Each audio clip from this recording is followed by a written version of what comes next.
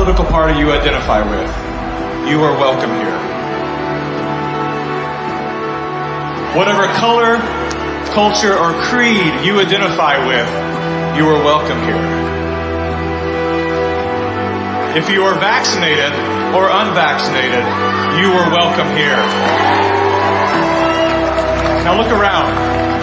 Look around at these faces in this crowd. Take a good look around. This is America the Beautiful. And it's worth fighting for. You are worth fighting for. Your children are worth fighting for. Our freedom is worth fighting for.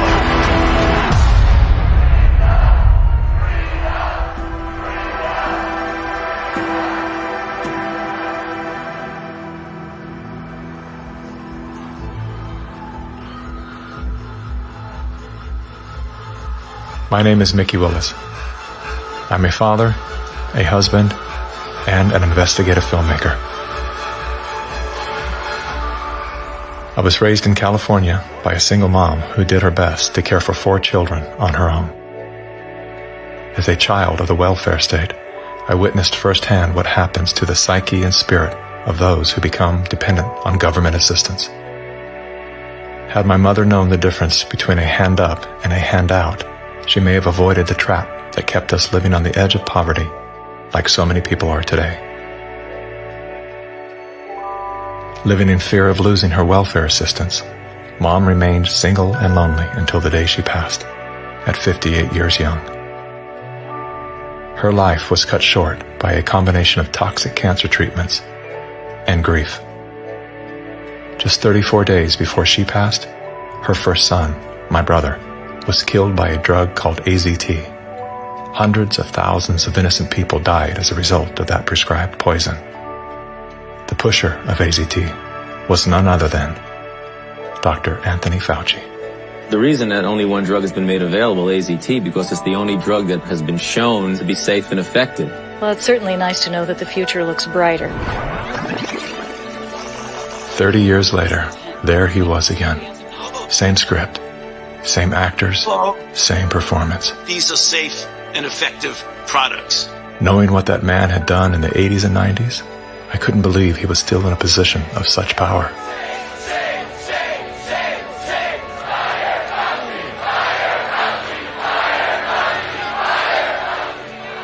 As the world descended into synchronized tyranny, I began to ask myself, how did they get everyone to go along with this? Great. Oh, it feels so good. I know. Obsessed with finding the answer, I began studying every moment in recorded history where masses of people devolved into a state of self-destruction. Down that rabbit hole was where I discovered the work of G. Edward Griffin. Gentlemen, again let me say welcome to our home. Since the 1960s, Mr. Griffin has been warning the world of the communist plot to overtake America. Yes, I know, communism. Mr. Gorbachev, tear down this wall. That thing we've all been told fell with the Berlin Wall. How do you measure such an astonishing moment in history? It was Napoleon who said, "History is a lie agreed upon." Ironically, there's no evidence that Napoleon ever said that. As we're about to discover together, much of our history has been rewritten to serve an agenda that up until recently was invisible to the average person. Average, like this guy. Everyone's talking about the necessity for change right now, particularly here in the U.S. Over the past few months, as a filmmaker, I've had the honor of documenting the political revolution. That was me in 2016, the year of my political awakening. Come on board the political revolution. I was touring with the Bernie Sanders campaign, creating media to help his grassroots movement grow. At that time, I knew very little about socialism and even less about democratic socialism. As it turned out, I wasn't the only one. So my Bernie bros, how do we redistribute wealth through taxation without expanding the powers of the federal government? Bernie Sanders!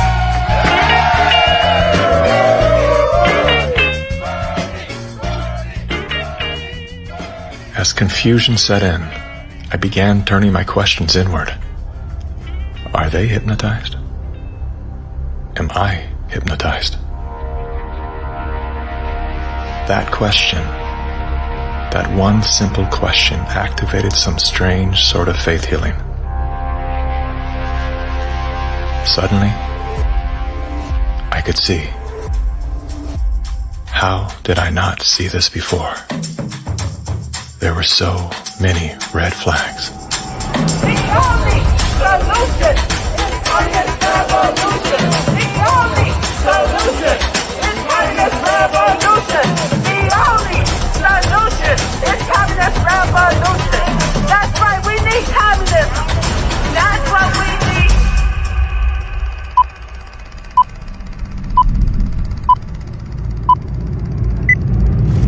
I'm well aware that whether you're here in person or through the medium of motion picture, that for most of you, it's not easy to fit meetings of this kind into your schedules. But the fact that you are here indicates that you do have an interest in the subject. So in order not to waste any of your time, let's dispense with the usual preliminaries and get right down to the business at hand. We're going to examine in quite a bit of detail the communist theory and practice of revolution, particularly as applied to the United States. Now, this will not be something dreamed up out of thin air. This will be the strategy as taught by them and advocated by them in their own manuals, in their textbooks, and in their schools. The new program of the Communist Party on this subject has this to say. The term socialism describes but the first stage of a new society that in its full development is called communism. Socialism is a transitional stage. Jim Carrey, everybody. I went out today and bought me some freedom-friendly Nikes. Yeah, that's right. As a salute to Colin Kaepernick, to Nike, congratulations on your fantastic choice. Thank you so much. Well, it's good to be back in great to dystopian America. The Republicans are running with the word socialism. They're trying to say... They're trying to scare people. Scare people. It's communism. It's Venezuela, Trump says. We're going to be living in Venezuela. I grew up in Canada. I'm here to tell you that this bullshit line that you get on all of the political shows from people is that it's a failure. The system is a failure in Canada. It is not a failure in Canada. I never waited for anything in my life. I chose my own doctors. My mother never paid for a prescription. It was fantastic.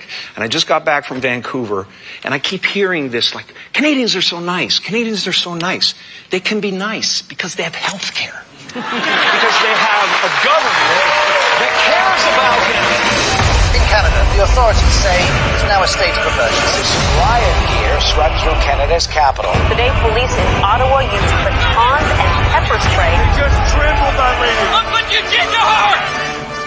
Medical wait times in this country are longer than ever. The cost of living just keeps climbing. There's a socialist coup unfolding in Canada, and we taxpayers are funding it. In the recent years, a lot of Canadians have been watching their once well-regarded country become what some are even calling tyrannical. A country previously hailed as the most free and democratic in the world.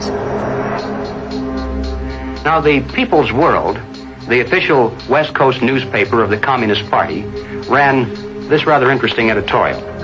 What is needed now is an effort that begins to approximate the magnitude of the problem. As a minimum, such a program should demand massive emergency action by the federal government. The federal government has invoked the Emergencies Act. As of today, a bank or other financial service provider will be able to immediately freeze or suspend an account without a court order. If you are involved in this protest, we will actively look to identify you and follow up with financial sanctions and criminal charges. Banks have already started to freeze the accounts of people involved in the protest. Please get out. Immediately get out. Intimidating people in a church during the Passover. Unbelievable. Growing up under communist dictatorship, I have been warning Canadians that that's what's coming. I could smell it. I could see it at every corner. We will not put up with this anymore. We are fighting back. Protests, public protests are an important part of making sure we're getting messages out there, but using protests to demand changes to public policy is something that I think is worrisome. Okay. So here we have the Prime Minister of Canada saying that, yes, we have a highly functioning democracy and they have the right and freedom to protest. However, if those protests are used to demand change in government policy, then no. The small fringe minority who are holding unacceptable views that they're expressing.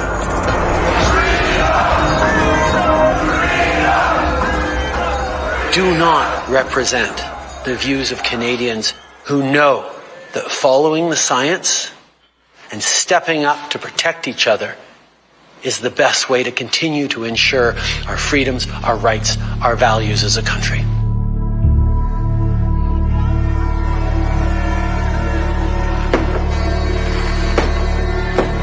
Liberal Prime Minister Justin Trudeau claims to be following the science, but Trudeau's science often comes in the form of this bizarre authoritarian technocracy. I think that Justin Trudeau stepped on the landmine when he weaponized the banking system in Canada against the truckers.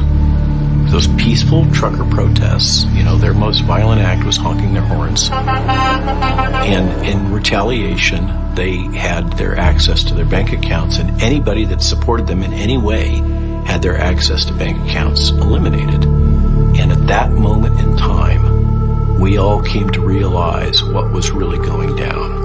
Even with Sun TV watching for any slip, he was asked which country he most admired and referred to China. The level of admiration I actually have for China, because their basic dictatorship is allowing them. I applaud China for stepping up. I applaud Canada. You can tell what I'm thinking. A prime minister who openly admires the Chinese basic dictatorship, who tramples on fundamental rights by persecuting and criminalizing his own citizens as terrorists just because they dared to stand up to his perverted concept of democracy, should not be allowed to speak in this house at all. Mr. Trudeau, please spare us your presence. Thank you. Canadians know where I stand. This is a moment for responsible leaders to think carefully about where they stand and who they stand with. While Justin Trudeau makes a compelling case study, he is not the only dictator on the rise. Under the new rules provided by the COVID-19 emergency, many other elected leaders were empowered to show their true colors. Interesting how they all marched in perfect lockstep while chanting the same slogans. This pandemic has provided an opportunity. Here we are now with an economy in crisis, but with an incredible opportunity. It's certainly a major crisis, but it also offers us a unique opportunity. Unprecedented opportunity to rethink and reset. The great opportunity for reset. Opportunity for us to reset. For a reset. It's almost as if they all attended the same school of thought and studied under the same professor.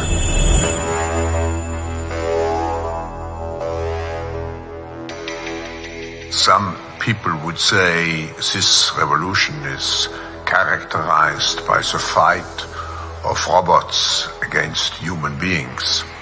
And we will win this fight. Professor Klaus Schwab was born in 1938 in Ravensburg, Germany, where Nazi crimes against humanity were committed. His father, Eugene Wilhelm Schwab, was the managing director of Escher Weiss Ravensburg, a company that used slave labor to manufacture weapons of war for the Third Reich. While Klaus's father was at the helm, the Nazi Party awarded Escher Weiss Ravensburg the title of National Socialist Model Company. Years later, Klaus Schwab joined the board of directors at Escher Weiss Ravensburg, where he played a key role in the development of South Africa's nuclear weapons program during the darkest years of the racist apartheid regime. Today, Klaus Schwab is the founder and executive chairman of the World Economic Forum. If you'd like to meet the people who are supposed to repair the state of the world, or give a piece of your mind to the bankers who helped get us into this mess, we can tell you where to find a lot of them. The World Economic Forum. Founded in 1971, the World Economic Forum is an international private organization which receives billions of tax-free dollars from its members and their global enterprises. Every year, the WEF brings together its members with world leaders, big pharma executives, tech titans, Hollywood celebrities, media personalities, and internet influencers to meet in the secluded mountains of Davos, Switzerland. It is a tiny town folded into the Swiss Alps, a village where you could bump into Bill Clinton, Bill Gates, the head of Google, and the Queen of Jordan, all in one place. A lot of reporters cover the forum, but few get inside. It turns out there are two Davoses, one you see and one you don't. After hours, there are hundreds of private parties where deals are done. People who can't be seen together in public can meet here. Your Royal Highnesses, Excellencies, distinguished heads of state and government, the future is built by us, by a powerful community as you here in this room. Klaus Schwab, the founder of the WEF, is particularly upfront and even proud of his ability to shape and influence world politics. I created the community of global shapers as a means, as a force to shape our common future. And of course, their Global Young Leaders program is a grooming ground so that when they ultimately infiltrate cabinets, we penetrate the cabinets. They will likely tend to govern a certain way. Nobody will be safe if not everybody is vaccinated. The names and the countries he mentioned ended up being some of the most dystopian and authoritative during this pandemic. Names like Ms. Merkel, Vladimir Putin, and so on. Other names? Jacinda Ardern, Sebastian Kurz, Mauricio Macri, Mark Zuckerberg, Jack Ma, Gavin Newsom, Stéphane Bancel, Chelsea Clinton, Leonardo DiCaprio, Sanjay Gupta, Dr. Leana Wen, Alexander and Jonathan Soros, George Soros' sons, and several of the Rothschilds. And of course... Now who could represent such a world better than you, Prime Minister? In 2014, Klaus Schwab called for the Great Reset. We need a Great Reset. Which he positioned as the solution to the world's most urgent issues. The dark reality of Schwab's agenda is detailed in his best-selling book, COVID-19, The Great Reset. His endgame mission is to replace independent governance with a top-down controlled, one world government and a central bank-controlled digital currency. When they say, you'll be happy, what they mean is you'll be enslaved. That's why they're talking about a great reset. That's why they're talking about introducing this quasi-communist, quasi-socialist agenda.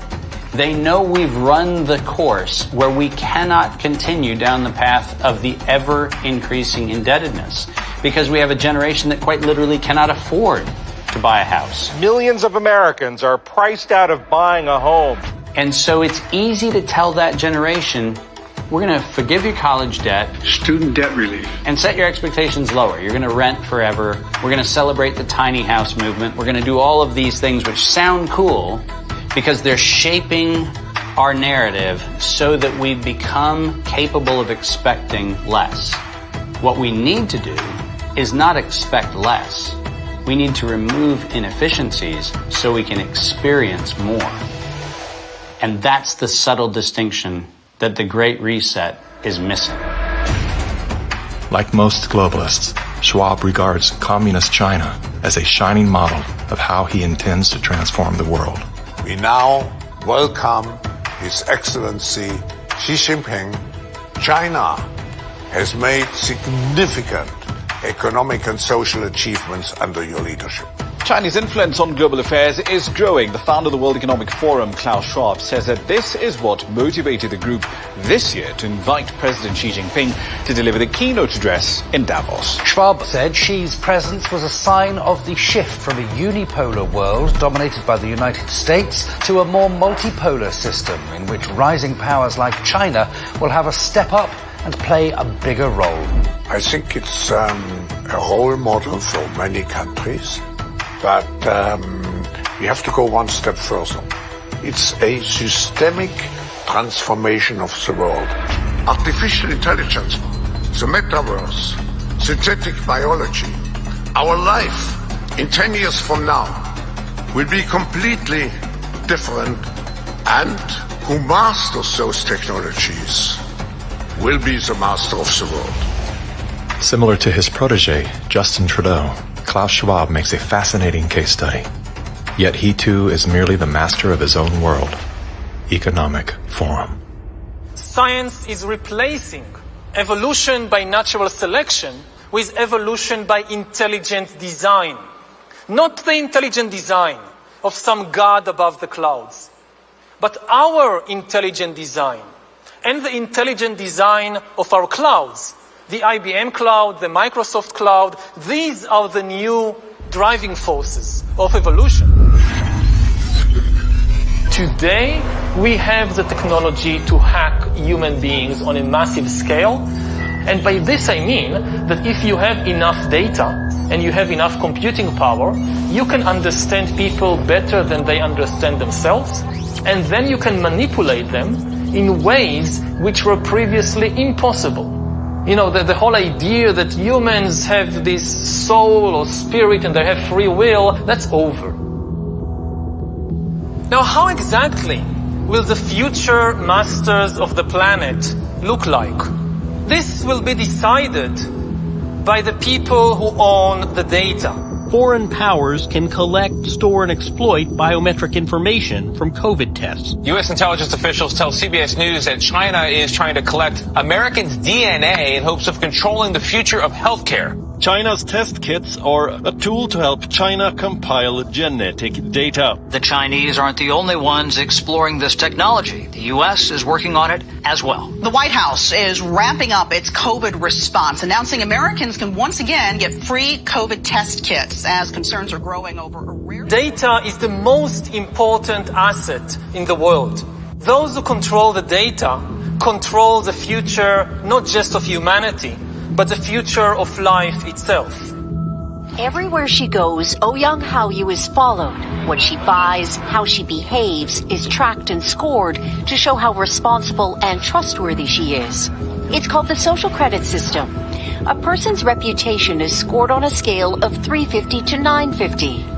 It's big data meets Big Brother, expanding how the government monitors, understands, and ultimately controls its 1.4 billion citizens. A good score brings benefits, but people with low scores lose rights. The cinema names and shames people considered untrustworthy, plastering their details, even their addresses, across big screens. And information collectors are paid to report on their neighbors. The Supreme Court has created a blacklist for so-called bad citizens. Among them is this journalist who got a little too close to uncovering corruption among high-profile party members. He was blacklisted. He only realized when he tried to buy a train ticket. Once you're blacklisted, you can no longer get a bank loan, start a business, buy an apartment, or even send your children to a private school. By using the mechanism of social credit, we'll be able to establish a blacklist of people. These punishments will serve as a whip to rebuild moral values. And few here are willing to criticize it, something that may pose a risk itself for a bad score and the life that comes with it. It may seem scary, but it's just like that here. We're used to it, and anyway, we don't have a choice. China wants obedient citizens. Criticism or resistance among the population is virtually non-existent. This woman's door was kicked in by police when she refused to go to quarantine. Now these videos show rows of metal containers which are being used to house COVID-19 patients. Some of them have complained that very little food is left for them in the freezing metal boxes. Chinese government officials now installing fences in Shanghai, blocking people from leaving their homes. For some, Shanghai feels like the world's largest prison.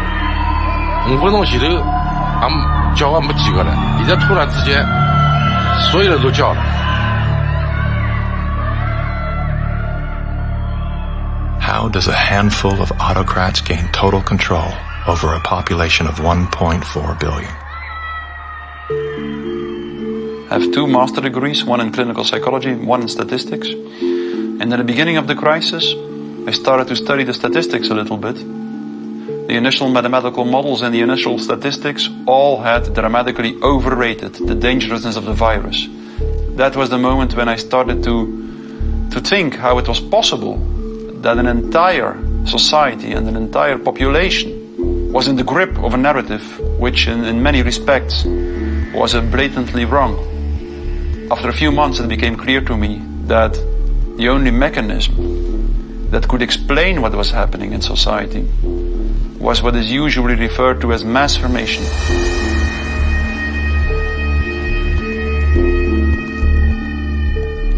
Mass formation is identical to hypnosis. And this term refers to a specific kind of group formation, which has very special characteristic effects at the level of individual mental functioning. And one of these effects is that an individual that is in the grip of mass formation typically lose every capacity to take a critical distance from what they believe in, from what the group believes in. You would think it would be people with lower IQs that would be more susceptible to this, but it seems to be the other way around. Are you seeing this? I have seen this. And it does seem to be predicted by educational status and IQ. We look to be verified for our belief system, right? And so a doctor goes to the CDC. The CDC says this is true, it must be true, I'm staying in that zone. It's actually people outside of the system go, well, I want to challenge the CDC here for a second. Where's this study come from? Where's it, and that's what I do. All of these people were kept out of the conversation. All I can comment and you were wanting me to sign onto a social contract where the scientific method isn't being used. I'm not interested in medical pedigree. I'm interested in medical consensus. People who are highly intelligent tend to go and get a lot of degrees. Those people have spent so many years in institutions to get those degrees that they have developed a trust and confidence in not only the educational institutions, but those that support them, which are largely government bodies. And so they start from the place of, if it's told by the university, by the government, it's probably going to be true. What I've learned about science is that it's really they're looking at like a fragment of the world, and it's all they see. It's all they're looking at. The world, they don't see the world. So I think that there's a disconnect between people who are smart and have lots of degrees with actual reality, with the lived experience of nature, of life, that you don't see with people who are actually working with their hands outdoors all of the time. A mass formation typically emerges in a society when very specific conditions are met. First and for all, the most central condition is a major part of the population needs to feel lonely.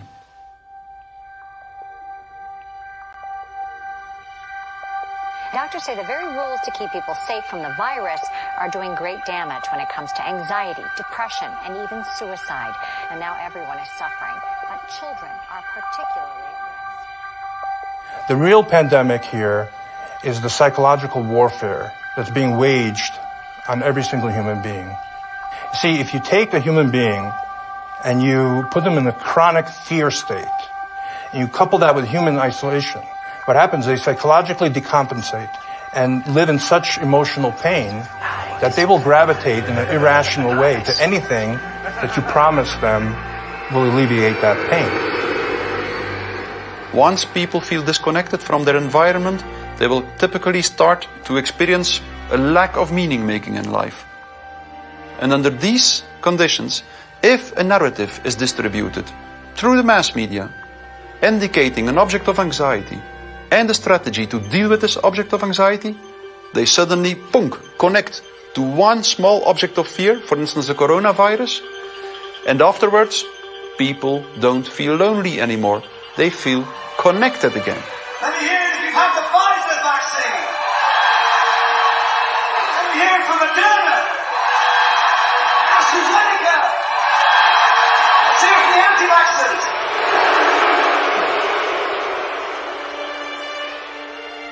The new kind of social bond is highly problematic, just because the connections between the individuals even deteriorate more, and the bond between the individual and the collective becomes stronger and stronger and stronger, which make them willing to sacrifice everything for the collective.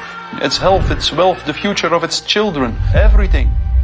Something else that is really characteristic of individuals in mass formation is that they become radically intolerant for dissonant voices. The people who are not getting vaccines, it's time to start shaming them. What else? Or leave them behind. Vaccinated person having a heart attack? Yes, come right on in. We'll take care of you. Unvaccinated guy? Rest in peace, Wheezy.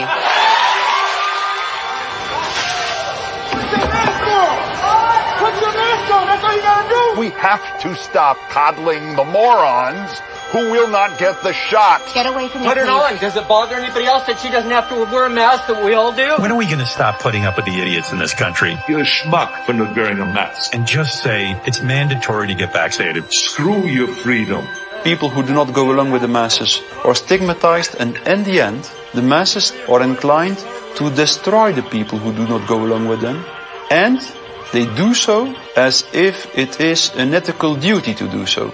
Getting good people to do bad things, harmful things, while thinking they're good things, it's a dangerous place to be because it looks great.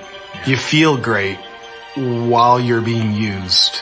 They will sacrifice themselves, and they see it as a virtue because it demonstrates their complete obedience to the cult, to the group, to perform ritualistic behavior which causes them harm.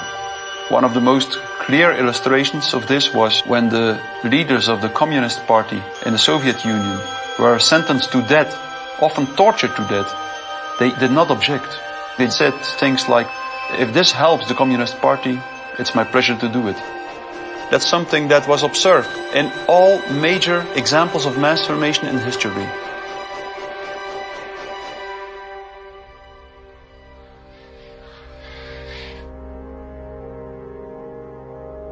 I was born in Communist China 2 years before Mao started his Cultural Revolution. So we had to be indoctrinated and chanting slogans and holding Chairman Mao's little red books to say, long live Chairman Mao, long live Communist Party. Inspired by Soviet Union dictators Vladimir Lenin and Joseph Stalin, China's communist leader, Mao Zedong, borrowed from the playbook of the Russian Revolution. To fight anti-communist forces, Lenin organized a military branch of his Communist Party, known as the Red Army. Following suit, Mao branded his army the Red Guards. However, Mao's soldiers were not enlisted from his military.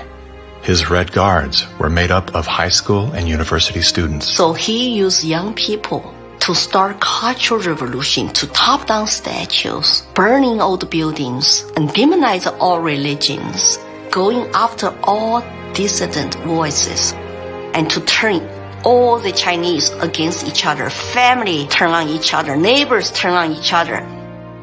Chairman Mao, as he was known, was deeply influenced by Lenin's ideas on Marxism and revolution, and often praised Stalin as a great leader. He started his Great Leap Forward campaign in the 50s and killed 2 million landlord owners, 40 million to 60 million people estimated starving to death. The people were trading their children's dead bodies to eat, to survive. Cannibalism was everywhere. Through war, torture, execution, and famine, Chairman Mao caused the death of 80 million innocent people, making him the deadliest dictator of all time. China shaved the heads of women, put them all in unattractive asexual clothes, did the same thing for the men. This technique has been used in the 20th century by every totalitarian regime. The Mao wanted to create a genderless society. That's why girls like me cannot wear beautiful clothes and cannot do makeup. We have to just look like boys, unisex, no gender. They asexualize the population so that there's no more desire, no more bipolarity of male and female. Everybody looks like an automaton. And then what do? Rather than turning towards one another, they turn towards the state. So the only thing left for me, a child to believe in, is communism. And Mao was the new God.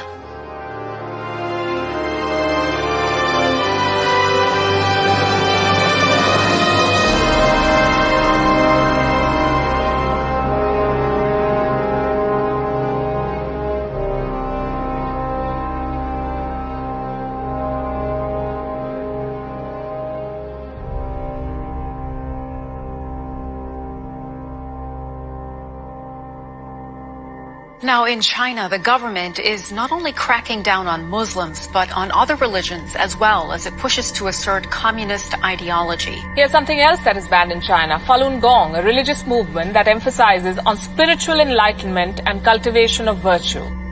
5,000-year-old Chinese civilization were founded on faith. Communist regime is atheist. So any philosophies which encourage people to believe God, believe good things, it's something they don't like.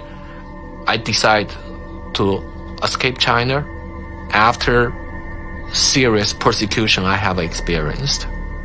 Under this pretext of COVID-19 coronavirus, the Chinese Communist Party has intensified its persecution. We were arrested several times and detained in various detention and brainwashing centers. Over the past few years, a vast network of camps has been built across Xinjiang. A series of classified bulletins show how easy it is to be singled out by the Chinese government for education and training. The U.S. Defense Department says as many as 3 million are being forcibly detained in re-education and forced labor camps. China calls them thought transformation camps built to prevent extremism from spreading, but reports indicate they're more like prisons. When I was detained in detention center, I was handcuffed and hung over a radiator pipe with my toes barely touching the ground. And I was hung over there for 3 days. The CCP guards brought 4 male detainees into my cell and began one of the worst experiences of torture. And on the brink of death, I realized I could do nothing but turn to my belief. So I pray to be saved. Moments later, one of the 4 male detainees suddenly fainted on the floor, which interrupted the torture.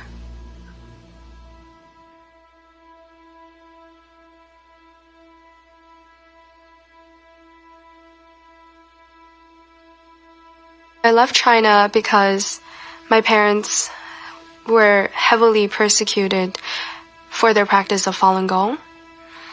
From age 1 to age 5, my grandparents were taking care of me because my parents, they were always inside some dark cells being tortured. My first clear memory of my mother, I was brought to a brainwashing center and saw her being tied up to a chair with like people behind her guarding her, and she had a very thick plastic tube inserted into her nose, and she was being force-fed at the time. She just looked like she was in so much pain, and I was 5 at the time. It's just very traumatizing.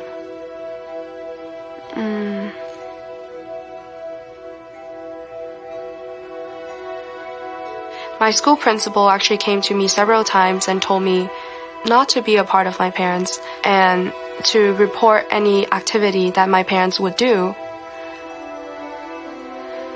They're instilling all the lies and hatred into the younger generation.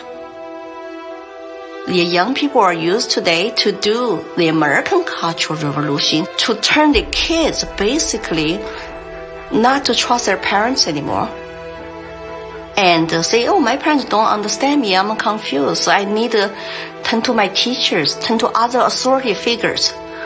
Look at the Mao's Cultural Revolution to say how many similarities are there.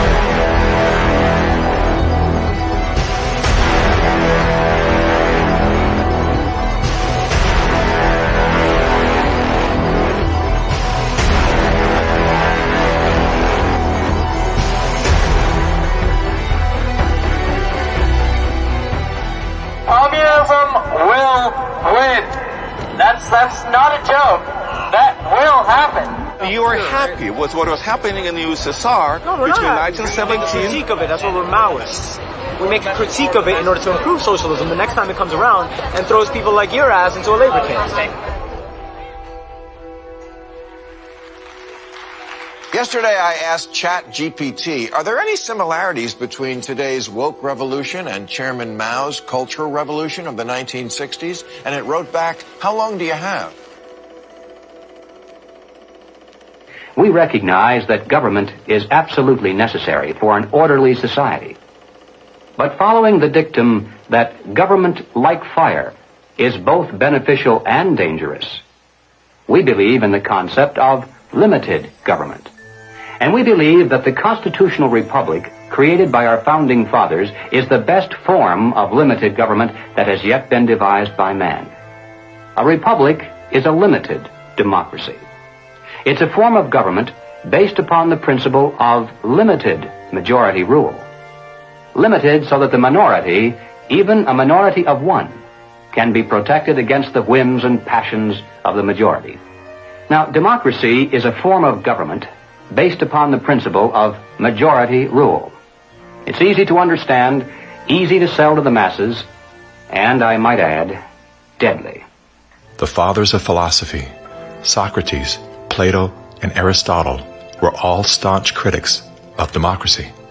History's greatest minds all observed that even a well-intended democracy can breed deception, division, and ultimately total control by the state. Aristotle wrote that democracy is not just the rule of the majority. Democracy is a system in which the majority is in charge, respecting the basic elementary rights and principles of minorities. If not, democracy becomes a tyranny of the majority. Socrates himself became a victim of this very process. He was sentenced to death by a majority vote for protesting the rights and protections of the minority. This country was founded on the principle that the individual is sovereign over the institution of government. And it's about a philosophy of governance that says that you are a free individual, or a philosophy of governance that says you're serf and you're subject. We have inalienable rights just by virtue of being human. And so their primary responsibility as the government is to protect those rights. These aren't rules to govern me, they're rules to govern the government. Like what you are and are not allowed to do to me. We are constitutional republic with representative democracy, so people do vote, but we have a separation of powers. So if you majority vote to eat you for lunch, the Supreme Court can say, no, you cannot. And how do you protect the minority from the majority? You write down a set of rules on a piece of paper. You say, this we can do, that we cannot. At the top of the paper, you write the word Constitution. And then everyone agrees to follow the rules no matter what the temptation. And when you're finished, you've created a constitutional republic. It was Thomas Jefferson who said, "The republic is the only form of government which is not eternally at open or secret war with the rights of mankind." Now, we hear a lot of talk today about right-wingers, left-wingers, extremists, and moderates. The political spectrum concept, if it has any meaning at all, is a measurement scale showing all the variations in government. Now, the extremists at the zero end would be those who advocate no government at all, the anarchists. The extremists at the other end would be those who advocate total government. And who are they? Well, the communists, of course. But also the Nazis, the fascists. No matter what they may call themselves, if they advocate total government control over the people, they are all, by definition, totalitarians. The debate is not between conservatives and liberals. It goes back in history long before those words were ever invented. The opposing points of view properly are identified as individualism versus collectivism. The individualist believes that the rights of the individual must not be obliterated by the desires of the collective or the group. The collectivist, on the other hand, believes that the group is more important than the single person within it, and that the individual must be sacrificed if necessary for the greater good of the greater number. The individualists believe that every man has a personal and direct responsibility to provide first for himself, next for his family, and then for those outside his family who may be in need. The collectivist, on the other hand, declares that the individual is not personally responsible for charity, for raising his own children, providing for his aging parents, or even providing for himself, for that matter. This is a group function of the state, of government itself. Everything we talk about, socialism, communism, globalism, and Nazism, guess what? It's all collective society. Collectivism on an international level is essentially known as globalism, which is often promoted as a framework for unity and sustainability. Under the guise of philanthropy, the leaders of the globalist movement leverage every possible crisis to advance their plan to replace national sovereignty with a one-world government. We are confronted with so many crises simultaneously. What does it need to master the future? It is the globalists who are behind the destructive new methods of control, like ESG, the acronym for Environmental, Social, Governance. Similar to China's social credit score, ESG is a ranking system that tracks a company or country's carbon footprint, as well as its commitment to diversity and inclusion. A low ESG score can lead to severe consequences, including reputational damage, legal and regulatory actions, and loss of investors and bank credit lines. Within the last decade, numerous nations and thousands of major brands have been coerced to adapt to the ESG program, and today, many of them are paying the price. In 2018, the World Economic Forum published an article on its website entitled, "How We Will Make Sri Lanka Rich by 2025. That article was removed once it became known that food prices in Sri Lanka had nearly doubled and that millions of their citizens were facing starvation. Now, what caused this? Farmers protested and asked the government to work with them on slowly improving farming practices to be more environmentally friendly rather than implementing harsh bans. But the government was more interested in maintaining a high ESG score with its creditors like BlackRock. As a result, food production dropped drastically, with farmers expecting crop losses of 85%. The country had to begin spending money on importing food when it was previously self-sufficient. Sri Lanka is a cautionary tale. What's happening there could be a foreshadowing of what's in store for us if we don't take heed and learn some lessons. The Dutch government was one of the first to sign on to the ESG system. Dutch farmers pleaded that the rush to adapt to extreme new regulations would result in the destruction of the country's food supply. The Netherlands is the second largest agriculture exporter in the world, earning the title of the tiny country that feeds the world. A collapse of their system could trigger a global food crisis. Yet, the Netherlands Prime Minister continued to persecute Dutch farmers until they were forced to revolt. Where do you find still such a prime minister in the world? You find it in the Netherlands, and it's Mark Rutte. And remember, too, the Netherlands is the pilot program of the World Food Hubs, and the World Economic Forum has assigned to the Netherlands what they call this Global Secretariat, using, ironically, a communist term for it. Klaus Schwab's golden pin-up boy, Prime Minister Mark Rutte, is busy fulfilling the agenda of the World Economic Forum's Great Reset by turfing farmers off their own land. Perhaps the most important lesson I've learned in my years as Prime Minister of one of the world's most outward-looking trading countries is that national interests are often best served by international cooperation. Schwab has sold this idea because they're up against the wall. Okay, you have all these governments that are basically broke. So what will happen is if they defaulted, then all the people have lost their pensions, they've counted on it, and they're going to be storming their palaces with pitchforks. Schwab has sold the idea that, well, we go towards Marxism and you can still retain power. None of these net zero climate schemes work without massively disrupting or even destroying the lives of the little people. If you think about what created wealthy people wealthy throughout the many years of our human history, was the ownership of land. And you have governments right now that are looking to take ownership of real estate, and it's happening everywhere. And you have this movement of individuals kind of going like, hey, like, people should never profit off of real estate. And unfortunately, that ideology is what the government is using to take control. If we look at data from 2001 to 2015, there is a slow and steady trend towards more corporations owning single-family homes, apartments, office spaces, and less individuals actually owning real estate. Blackstone Group actually recently raised a record of $50 billion to take homes from American families. During the pandemic, when all people were ordered to lock down indoors, why did governments around the world make exceptions for mass protests? We've all heard the term fire sale. In this case, it's not a metaphor. When a community is damaged by protests, the value of local properties plummet. Investors then gobble up the devalued real estate for pennies on the dollar.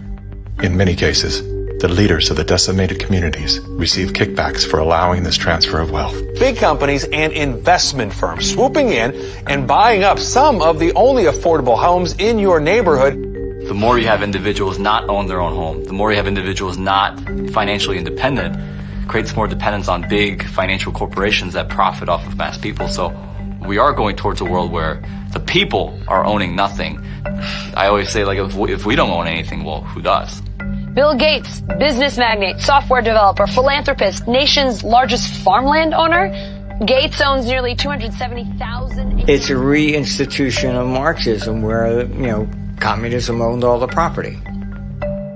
In his Communist Manifesto, Karl Marx wrote, "The theory of communism may be summed up in a single sentence: abolition of private property."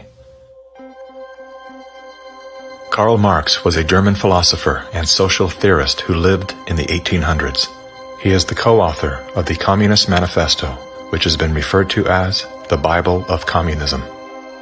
His theories of class conflict and dialectical materialism were instrumental in shaping socialist and communist movements worldwide.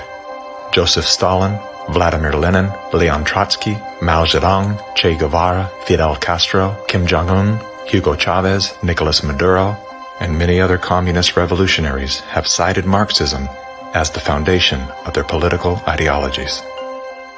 Marx rejected all concepts of God, as well as the traditional family. According to members of his own family, Marx was emotionally, verbally, and physically abusive. His wife, Jenny, was plagued by depression, which was compounded by Karl's adulterous impulses and his inability to provide for his children.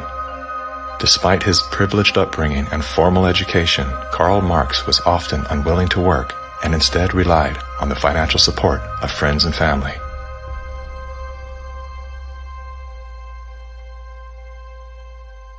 In 1943, the following directive was issued from party headquarters to all communists in the United States. It read, "When certain obstructionists become too irritating, label them as fascist or Nazi or anti-Semitic. In the public mind, constantly associate those who oppose us with those names which already have a bad smell. The association will, after enough repetition, become fact in the public mind."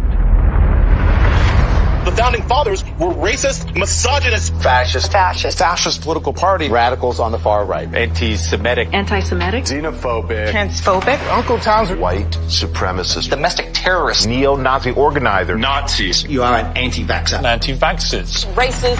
Racist. Name-calling is their number one bullying tactic, and they apply it unremittingly to anyone who questions their dogma or says something they find unacceptable or offensive. As early as 1928, the communists declared that the racial differences among our people constituted the weakest and most vulnerable point in our social fabric. By constantly probing and straining at this one spot, they calculated that eventually the cloth could be torn apart and that Americans could be divided, weakened, and perhaps even set against each other in open combat. They said in no unmistakable terms that the Negro people, because of their social status and their predominant working class composition, offered greater revolutionary possibilities than any other cross-section of the population. How do we get out of this mess? Revolution, nothing less. Revolution, nothing less. Revolution, nothing less. Revolution, nothing less. Revolution, nothing less. The communists call not only for extensive chaos within the cities.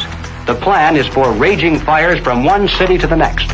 The average American, they say, soft and decadent, when he sees billows of black smoke rising from one horizon to the other, when at night the only light he has to see by is the flickering red from flames leaping into the sky, he'll become paralyzed with fear and panic and do nothing to interfere with the guerrilla bands as they strike at the community's power centers. To justify violence, they have to be able to claim that they're liberating people. And if people are to be liberated, then it's necessary to go through the motions, at least, of pretending that they have a right to form a nation of their own. The Communist Party called for their liberation, to break away from the United States and to set up their own nation within our borders. Activists now control a barricaded area. It's been called an autonomous zone. They want it to be free of capitalism, state authority, and police. To take the United States, all of the United States, it'll be necessary, they say, to involve white people as well as black, and in general, to escalate their revolution in America from race war to class war. Feed the rich and feed the poor. This is class war. Now, when they talk about pressure from above, they mean using their people and their influence within the very government marked for takeover to bring forward official recommendations for legislation. The recommendations, of course, are offered supposedly as solutions to national problems, but when passed into law, their only real effect is to vastly increase the power of government and to move the country that much closer toward the ultimate goal. The pressure from below, then, involves using their influence over the various mass membership organizations of the country to create the appearance of great popular support for these recommendations. Of course, the members of those organizations must never suspect that they're being used to promote the communist program. Now, the silent majority, the average person, is caught right in the middle. He looks above and sees highly respected spokesmen for government calling for socialist legislation. He looks below and sees mobs of demonstrators shouting for the same thing. He says to himself, has everyone gone crazy or is it me? Now, he's still in the majority, of course, but he doesn't know it. He thinks he's helplessly outnumbered, and he bows to what he thinks is the democratic will of the majority. Here's an interesting thing I've noticed is even with a lot of these ideologies, right, with what people call these days, woke, if people were these horrible, awful, bigoted, racist, xenophobic, white, but it wouldn't even work. The only reason it even works is because people are so compassionate that I want to make sure I use the right words and I say the right phrases. So you're actually weaponizing the fact that people are decent people, and you're taking that compassion and you're targeting it at, this is the group of people who you should be angry at. They weaponized human compassion. We mustn't kid ourselves into thinking that the communists have placed their agitators only into the black communities. They're working both sides of the street. They want hatred, violence, and bloodshed between the races, and they don't care how they get it or whom they use, even children if necessary. My young comrades. Hi! This is my way of figuring out if you've been tainted by the patriarchy. Patriarchy? Oh! This looks creepy. It looks creepy. Why? There's just this thing about white people that just makes me be like... Oh, looks like Donnie got a full cookie. Because he's a white man. Say it with me. Structural racism! Yeah! You may have wondered why the Communist Party has been a staunch supporter of the drive to place a black studies curriculum into our high schools and colleges. The reason becomes obvious the minute you take a look at the textbooks and the study guides. Schools are now radicalizing our kids. I mean, this is the volume of the book from Critical Race Theory, and it literally says here, whiteness is a bad deal. And it has a symbol of Satan. You gonna deliberately teach kids this white kid right here got it better than you because he white?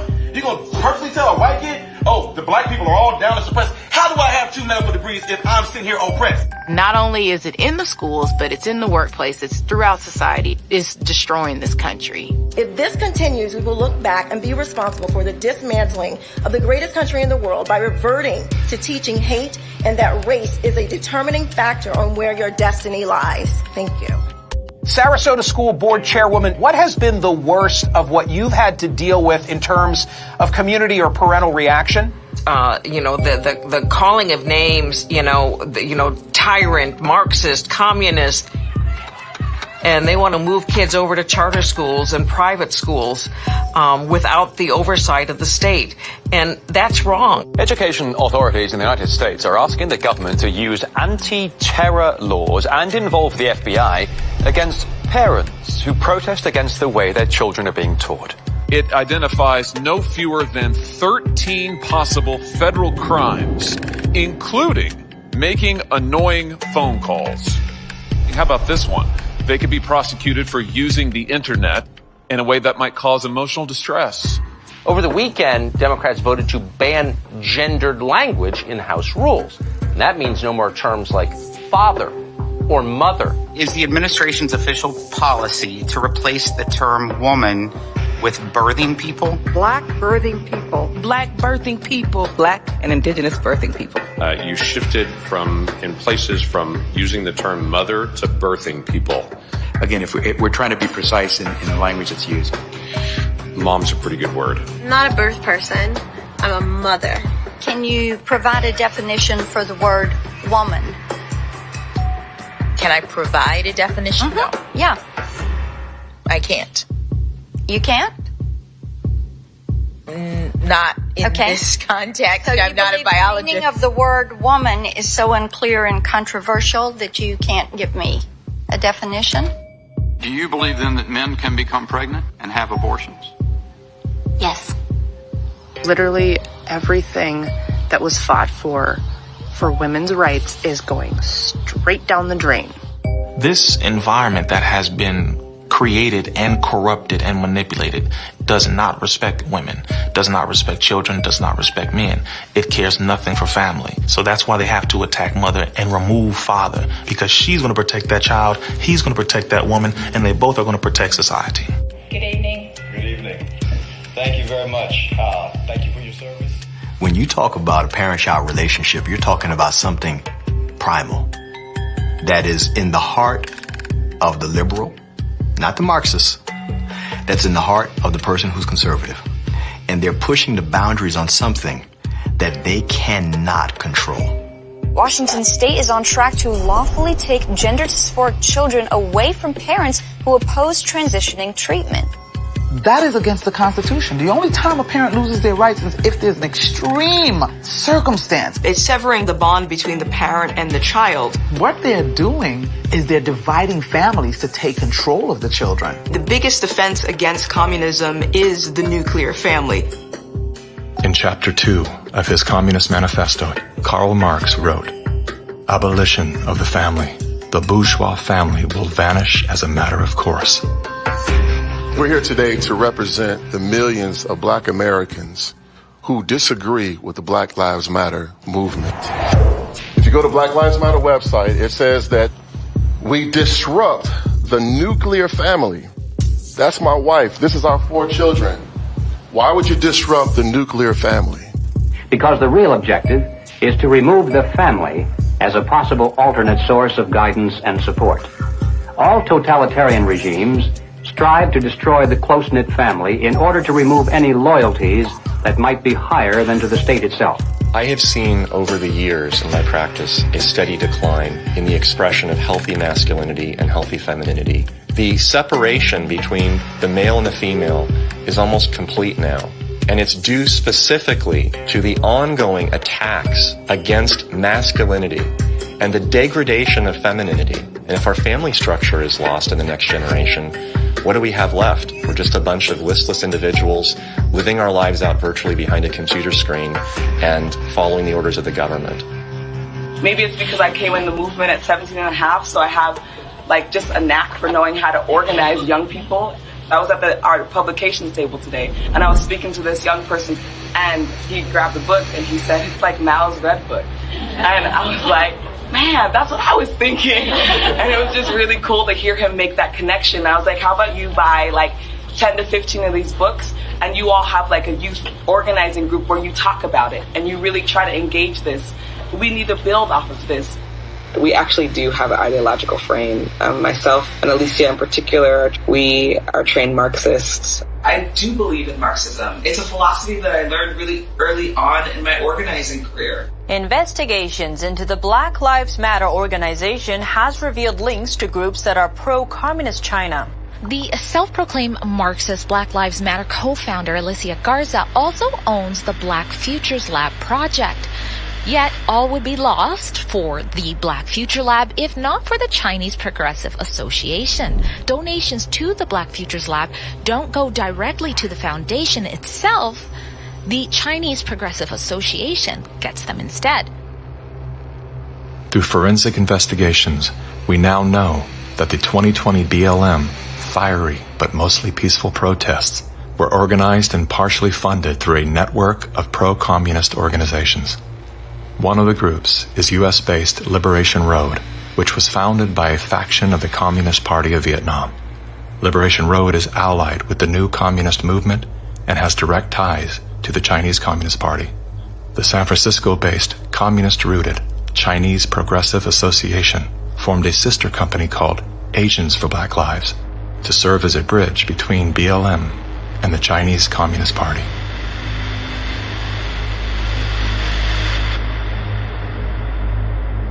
I spent a lot of time with President Xi. He's deadly earnest about becoming the most significant, consequential nation in the world.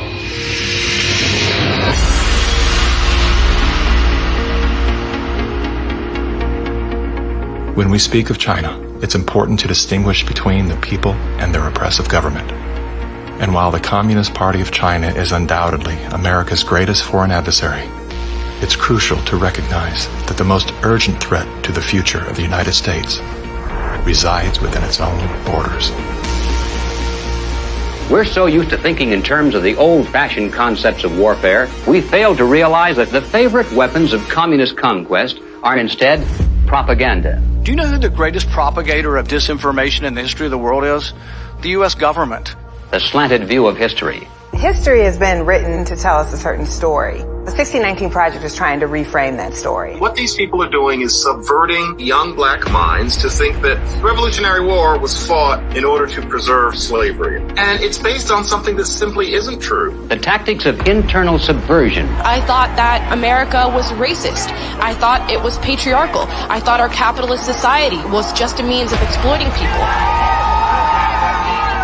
And I thought all of these things because that is what I was told. The preaching of hatred to incite civil disorder. I want to tell you, Kavanaugh, you have released the whirlwind, and you will pay the price. A California man is facing federal charges for the attempted murder of Supreme Court Justice Brett Kavanaugh. Treason, blackmail, the smear. Is this the first time Assange is being questioned over the rape allegations? The LA Times ran an article calling Larry Elder a black white supremacist. All committed by soldiers who wear no uniform and who claim to be loyal citizens of the target country marked for conquest from within.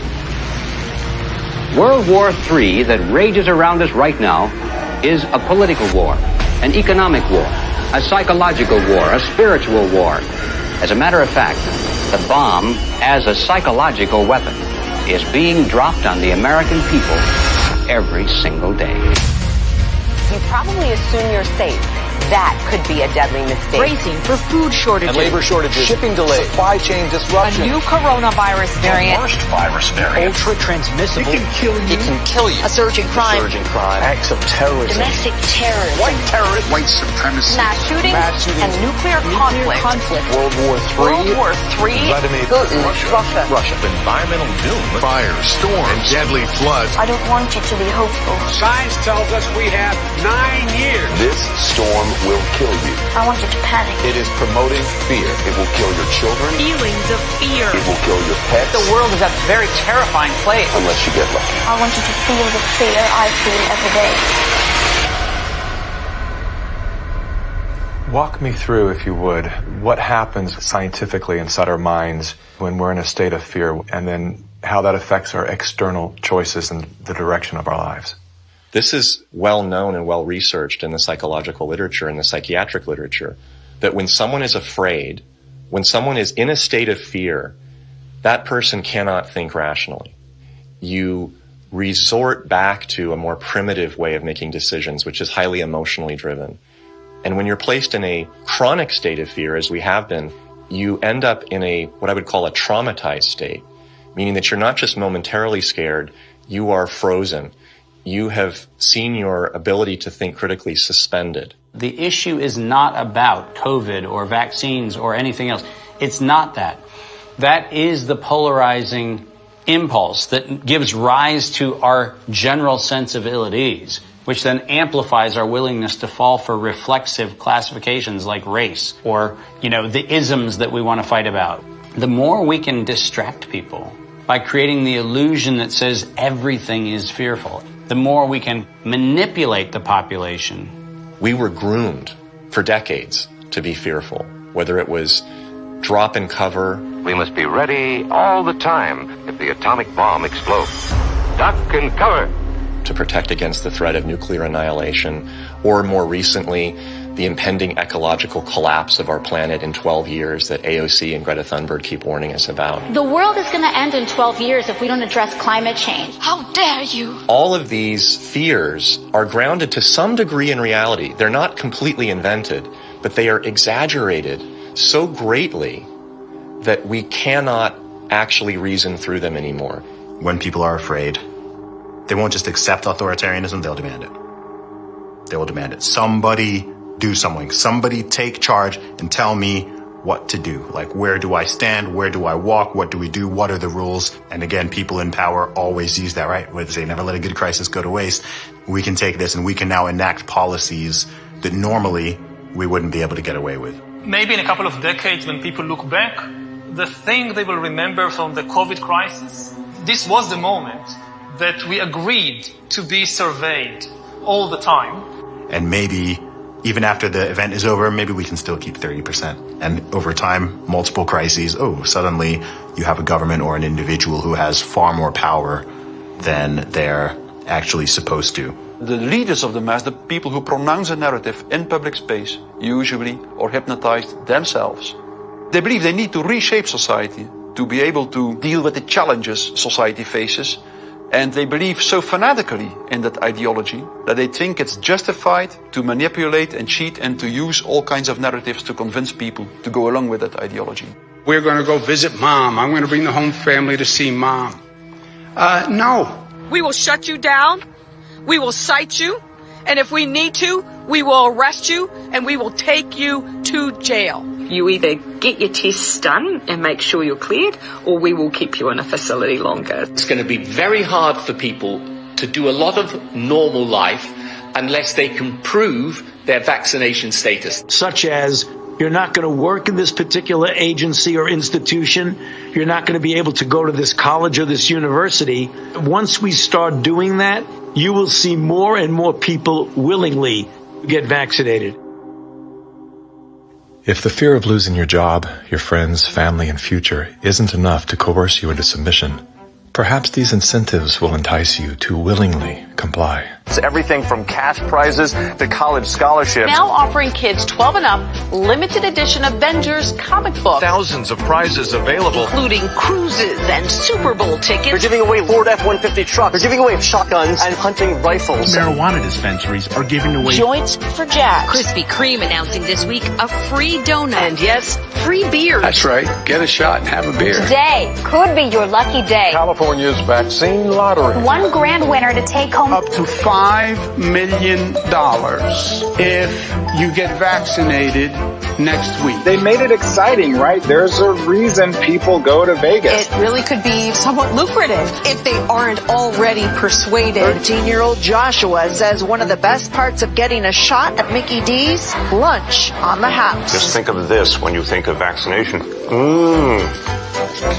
Vaccination. If you need luck with love, dating apps are offering incentives too. Vienna Brothel is providing COVID-19 vaccinations and giving those who take up the offer a 30-minute session with a, quote, lady of their choice. We have finally found the one thing that makes us all more attractive, a vaccination. To love one another, as Jesus said, get vaccinated, get boosted.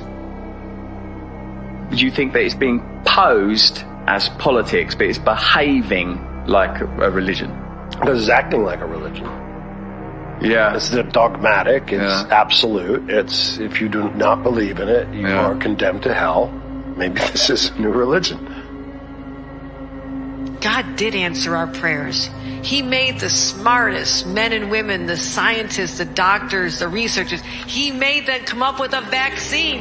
That is from God to us. And we must say, thank you, God. Thank you.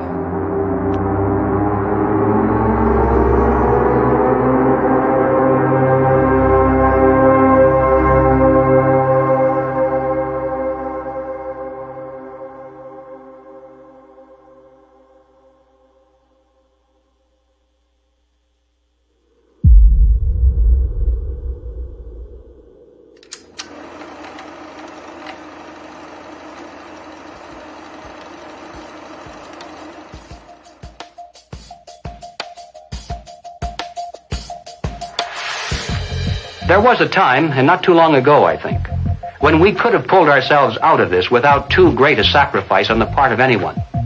But we didn't. Instead, we slept.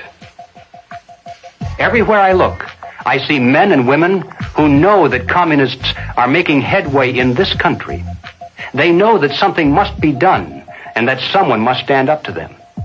But they themselves do nothing. They remain silent because they're afraid that if they speak out, it'll be bad for business. They may lose a client. They may even lose their jobs.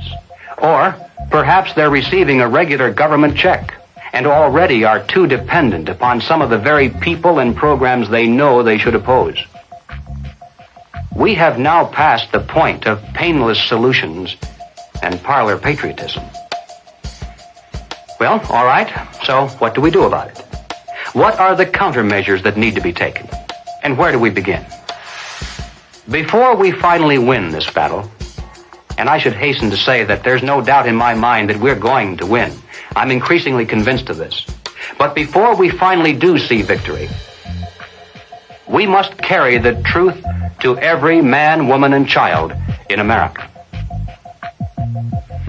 I have no idea of what each of you is going to do in the critical days that lie ahead. It may be much, it may be little, it may be nothing at all. I don't know. Only you can answer that question. But ladies and gentlemen, whatever it is you decide to do for your country, do it soon. Do it now. Every minute that you delay further will add dearly to the price of ultimate victory. Mr. Griffin, that was over 50 years ago. Where are we now?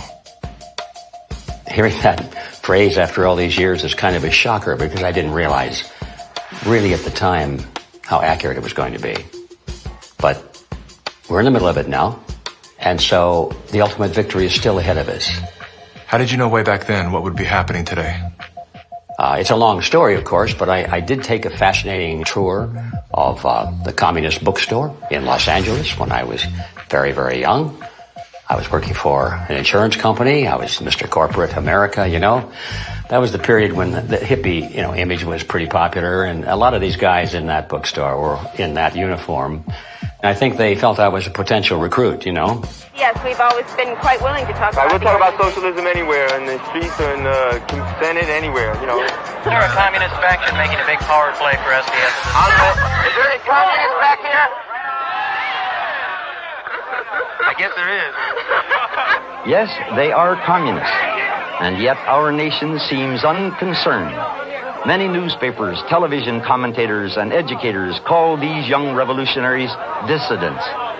But are these voices voices of mere dissent, of mere student unrest, or of sedition and revolution?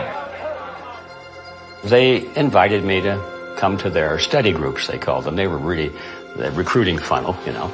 And I didn't have to pretend to be interested because I was interested. I wanted to see what these guys were up to. In the course, the more I read, the more I realized that these guys were deadly serious. And so my crusader gene said, hey, buddy, you better stop worrying about the corporate ladder and making money and looking good and start doing something about it. And I'm glad I did, because after that point, my life had a meaning. It had a purpose more than just self-centered. Who are some of the key figures behind this agenda? I'm not sure we can name names. We know that there are layers and layers of control and influence, sort of pyramidal in form.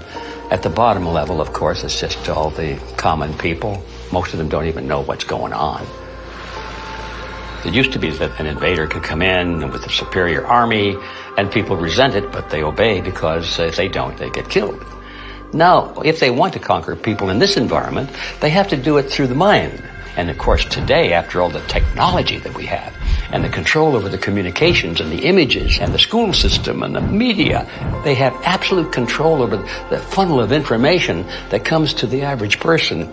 And the average person, if they're not aware that there's a real war going on for their mind, they will be helpless.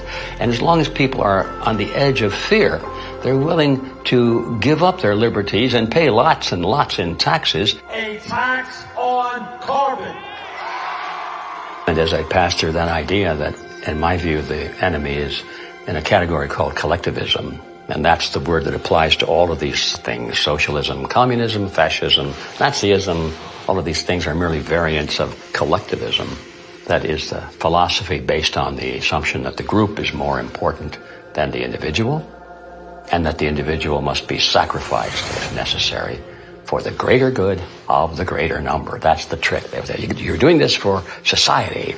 Obviously, you don't like to tell people what to do, but sometimes for the good of society, that's necessary. We have to start doing things for the greater good of society, and not for idiots who think that they can do their own research. But it's not about me and my rights to choose. It's about how I love my neighbor. You are not doing this for yourself. If you are at all like me, your own health, your own risk is not a big rational driver of all of your actions.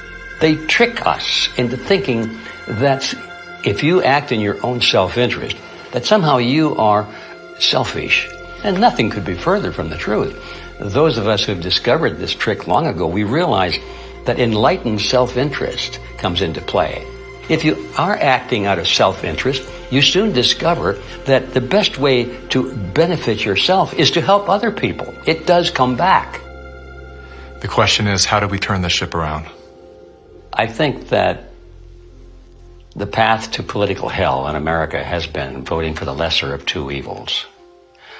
They create conflict because conflict creates fear and confusion, and out of that chaos, people are not too analytical. They'll just struggle for some quick answer, which is who you're going to vote for. That's usually the answer that's offered to them. They think that if you just vote for somebody, the right person, everything will go away. You cannot wait until there's a list of candidates that's published, and you say, which one am I going to choose? You know, by that time, the game is over. All those candidates have been selected before you were even aware. You've got to get into politics at the local level so you have some influence in which candidates are selected. And that starts at the grassroots level. You don't come in at the top, you come in at the bottom. If we do that job, we will influence both political parties just like our opponents do now. There is actually a way forward and a way out, but it's going to require work, and it's also going to require that we acknowledge that we have wronged ourselves, that we are part of this problem. It's not the government that caused this. The government facilitated it. What caused it was our being asleep at the wheel. Without taking accountability, we cannot move forward. The masses of humanity have been slapped awake in a very short period of time, to where now it has created a domino effect of awareness all across the planet. People cannot go back into the matrix now. They can't. A lot of people are trying to, and they can't. We have the right as citizens in this country to abolish government and create a new one. And that is the authority that has been given to us. It is written in our documents, the Declaration of Independence, the Constitution of the United States, the Declaration of Human Rights. We have indelible rights, and the basis of those rights are our freedoms. And if we don't have that, we don't have life. And so we have to awaken, we have to arise, we have to fight. The natural rights of every individual is life, liberty, and property, and establishing a country on a premise that had never been established before, that the individual is sovereign because their rights are endowed to them by a sovereign God. This which has happened can only be described as divine, which is why we're the nation. Our ideology, our way of life is always under this relentless attack that we have defeated over and over again, and we will defeat it this time. We're all fighting with each other, and the way that we combat that is doing the opposite of what these war overlords want us to do, which is fight with each other. We should be learning how to forgive and inviting other people to the table even if we disagree with them, and extending grace to one another even if we know that they've done something that we totally disagree with, because that's how we ultimately are going to heal as a nation, is understanding that we all come from different walks of life and we all live here together. And let's start talking. The only real problem that's existed in the world is division. It's that people are not getting in rooms, willing to speak with one another, see each other's hearts, and get to know, hey, what do you believe? What do I believe? And is there a way we can actually work together to solve these problems? And I'm willing to bet that most of the Gen Zers would say yes. That's what we do right now. And that's why I'm glad we're the age that we are, because we can be leaders of that conversation. When I started to realize, like, wow, freedom's a polarizing concept for some reason. Thought this was America. Is this America? It is? Okay. World's different than I thought. So my fear was, I could lose everything. I could lose my audience. I could lose my business. But I knew, especially having a son come into the world, I am imprinting something on his beautiful, innocent, fragile psyche and heart. I'm imprinting the man that I am, or I'm imprinting a hollow shell of the man that I refuse to be. And I knew in that moment, I'm willing to risk losing everything to do that. I would rather pick up cans on the side of the highway to feed my family than to live out of alignment with my truth and betray my son. Just say no. Rise up in a nonviolent way. They can't imprison everyone. They can't fire everyone. But they can fire individuals that are separated and don't work together and give in to the fear. And don't sacrifice your future for a few conveniences now in the present. You should sacrifice maybe the present conveniences so that you're going to have a future. The media has done a good job at stripping from us our ability to think on our own and for ourselves. If we can get back to that, I think that we can build a stronger America. In my opinion, the first step you have to take is you have to get out from under the control mechanisms. And that means blow up your TV, don't listen to the fear porn, and set yourself free of debt, which is what controls you and controls everything around you. It is the weapon that is used. The most important thing is always that the dissonant voices continue to speak out, and, also extremely important, that they don't start to form a mass or a crowd themselves. Because that happens very easily as well. Happens very easily. Once a large-scale mass formation starts, the people who do not go along with them feel threatened, and they can start to form a mass themselves. So it's extremely important not to form a mass ourselves. That means to form a group, a coherent group, and that what unifies this group should in the first place be the fact that everybody who belongs to the group can have his own opinion and can speak in his own way. What matters most to you?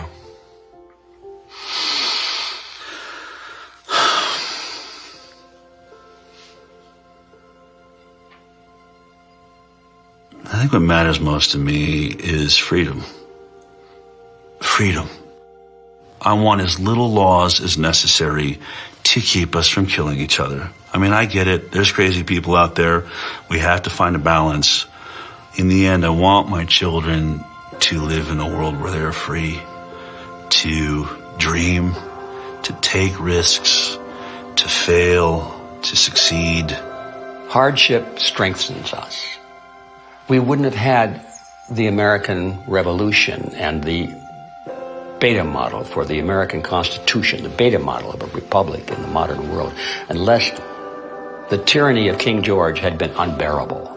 All the good things in life usually are a result of some kind of a rebound against something that's very not good at all, very painful. I mean, I think about if someone had jumped in there and taken away my failures. I can't do what I'm doing now if someone had kept me from really hurting, really learning lessons that were hard to learn so that I would never make that mistake again. In a philosophical sense, we should be thankful for this movement that's happening, in spite of the fact that it's tragedy and it's hurting people and all that. But without it, we might just go right along in that pot and be boiled in time. But now the frog is jumping out. And we have a chance coming up here now to create a new vision, and it's going to be great. It's a bit cynical, but it is in the end good news that mass formation and totalitarianism always destroys itself in a relatively short time span. And the most important thing, of course, is that you have to make sure that the system does not destroy you before it destroys itself. Throughout history, it was always the very small minority. History has always been written by the 1% of the population. 15% of the population create history, and they follow the leadership, the thought leadership of 1%. But that 15% altogether is what changes history. And so all you have to do is reach 15% of the population. I think today, after all this time, we have more than 15%. We just have to get them together so they realize that they're not alone. And that's our task right now. I don't think our societies have taken the moment to look up and actually see and appreciate how much progress has been made in the past century. On so many different levels, we have made incredible progress. Like, what we've got here is actually great. It's imperfect, and we should still be making tweaks carefully to try to make it better. And I think that's where so much of that self-hatred or hatred of the nation or hatred of the other or whatever comes from. This lack of perspective and gratitude and inability to take a moment, chill out on the activism and go, wait, actually, okay, we've achieved a very unique and special point in history, and let's be careful with that. On that note, as a man who's traveled the world, have you experienced any nation that has course corrected beyond their sins more than the U.S. has? No. It's sad to see Americans who live in a free country, born as Americans, and do not recognize their privileges. You are born American, a free country. You never suffered a starvation. And you need to go to other countries to find out why all the immigrants, millions of them, want to come here. What is happening in our backyard today, I experienced as an 11-year-old. I remember vividly all the promises that a guy named Castro gave and how 99% of the people swallowed the pill. He was going to save Cuba. I remember how he promised to the farmers, to the Guajiros, that you're going to own the land. I remember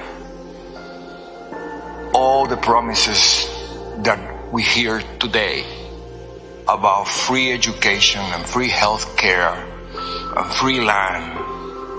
And my God, no freedom. The defectors here that are speaking out against the Communist Party in China are risking their lives, and our government is not interested in listening to them or helping them in any way.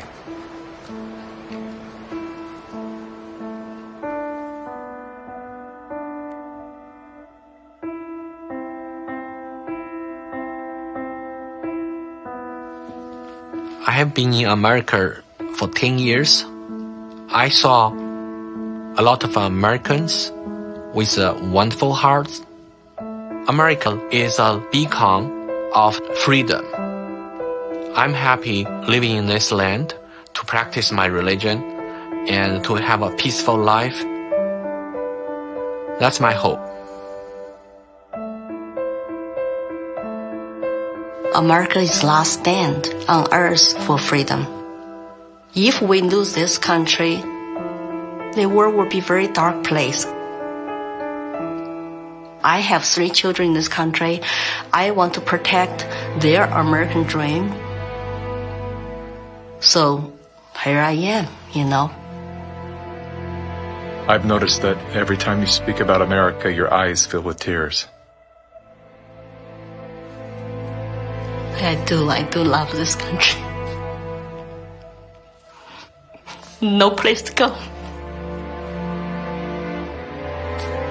And I just hope people can hear my stories.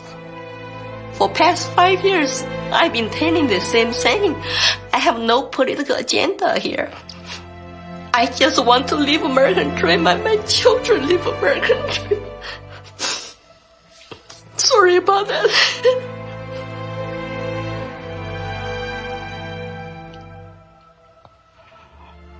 It's time to ask questions. It's time to wake up.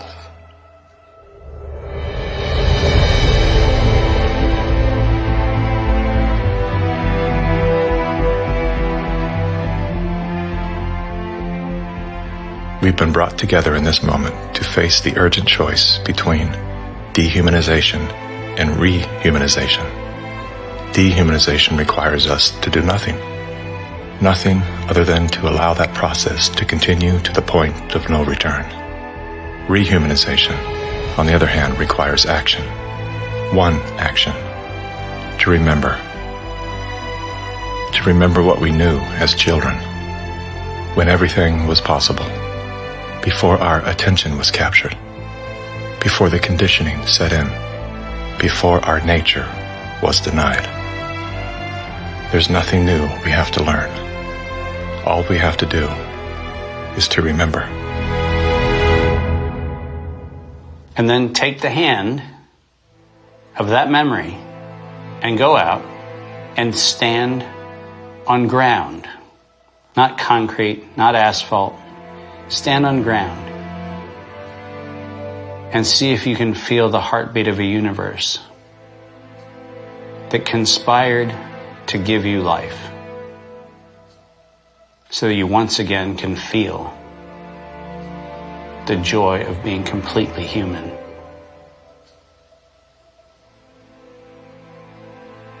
And then never forget that moment.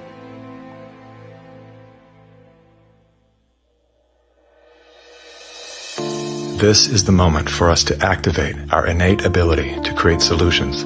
That can only happen through the awareness of symbiosis, defined as a mutually beneficial relationship between different groups. All of life depends on relationships. Every living thing is in communication.